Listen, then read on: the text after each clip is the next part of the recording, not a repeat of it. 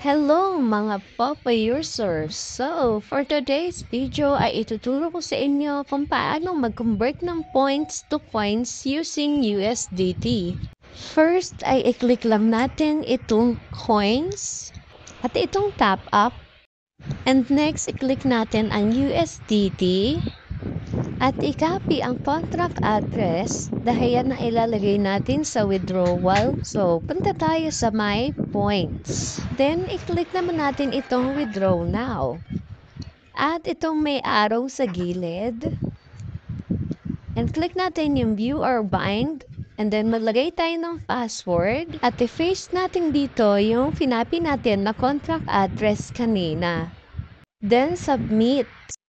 Bind successful. So, ngayon, i-click na po natin ang withdraw now. So, dito, ilagay naman natin kung ilan ang ating i-withdraw. Then, submit and confirm. At eto na nga guys, 97,536 coins ang ating marireceive sa 100 points. So, click lang natin na exchange coins at ilagay ulit ang security password.